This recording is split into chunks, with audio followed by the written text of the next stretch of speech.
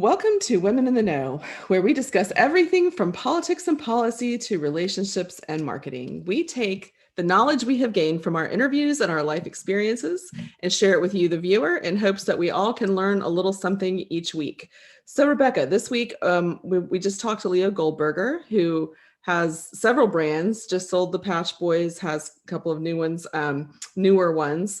And one of the things that stuck out for both of us about him is his ability to innovate and to be an initiator and to conceptualize and then put it into action. So we wanted to talk a little bit more and delve a little more deeply. He kind of skimmed over it a little bit like it wasn't as important as we think it is. So I think that we need to, say kudos to him because it's not a skill everybody has. And the way he is focused on niche industries, I think has been a big part of his success. So what was your takeaway from our talk with Leo about those things? It was his almost humility or lack of even awareness of this gift he has, this talent for coming up with ideas, but not just ideas. He's able to put structure under them, systems under them, executables underneath them, so others can do that business. So he's this wonderful combination of innovator and initiator combined with this ability to execute. I mean, there's a dime a dozen people out there that come up with a great idea and nothing ever happens. So it was almost like he didn't even know this was a gift he had, that he could see something that was not being addressed before and go, you know what, I can turn that into a business. And then boom, boom, boom, he put the ducks in a row to make it happen. And to your point, always with a very common idea that this business needs to make financial sense for the common man, for the average Joe, for the guy or gal that can't take $1 million risk or even $100,000 risk. He was always keeping that in mind. Yeah. And I think I have so much respect for people who, like, we all have a million ideas, right? I mean, we'll have these fleeting thoughts and you think, I wish I had done something with that. But for someone to actually come up with these ideas and then execute them and execute them well, I think that's where the talent lies. The talent lies in the drive and the execution. And I'm not saying he doesn't have great ideas, but I think that so many of us have the idea without the follow through. So to have both of those things and to be able to execute and build something, and he's found a system that works. I mean, his brands are different, but his concept is the same. Right. Across all of those, because it's been proven successful. Right. It is a gift. It truly is a gift, this ability to execute. Now, my guess is, and this is just me hypothesizing, I could say that word. It's the other word that I had problems with. Magnetainment. His newest concept. I had to write it down. And I got it. You know what? That's what I need. I needed to see it. Magnetainment. But my guess is this innovative executor, and I wish there was a better word for that.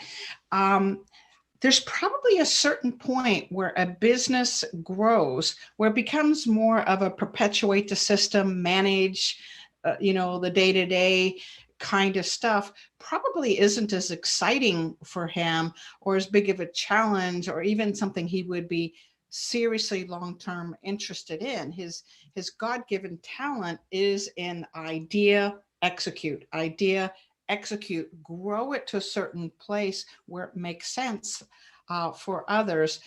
But probably that day-to-day, once he's at 400 units or whatever, is probably not his cup of tea. He's going to have to build a team around him to do that kind of stuff. I think that's true. So I have a question. Do you ever have an idea or an invention or something that you did not follow through on that you still think would be a great idea? It's so interesting. My son and I actually toy with this all the time. Various ideas that we've had over the years and keep a log of them. I'm definitely an executor. I will have an idea, and before I've even penned out the likelihood of its success, I will jump in and take the risk. There's like some kind of internal mechanism that says, I got to see this to fruition. I Mhm. think it's part of my OCD. Once I get a picture in my head, I can't stop until that picture comes about. Mhm. Love it. I love it. It's fun. That's the fun part. Mm-hmm. It is. Well, there we have it. We analyzed Leo Goldberger and his talents and his gifts, and looked at us. How about you? Did you have any kind of wild, crazy ideas in your career, in your life?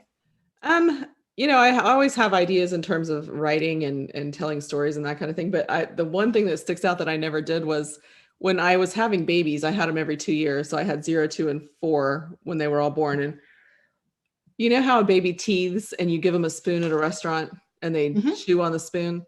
Well, inevitably they turn the spoon around and gag themselves with the stem of the spoon, right? Right. So my right. idea was we should have a spoon on both ends, like a teething toy for babies that you could just take to the restaurant with you because they want to feel like they have a spoon. Aw. And then they can't gag themselves with the straight end. That was my So yeah, it would have to be short so they can't stick it down their throat. yeah. But I if they love could this hold it in the idea. middle and have a spoon on both sides, then I love it. no risk of gagging. So Okay. All right. So anybody in the baby business that wants to invest, this is now officially, through this video, trademarked, and there's a copyright on it. right. It's Elizabeth's idea. So I anybody claim that's good at it. execution, you Yeah, can hook up with me and we'll hook up with create Elizabeth. spoons. Teething spoons. There you go. All Funny. right. Well, until next week, we're out of here. Until next week's Woman in the Know.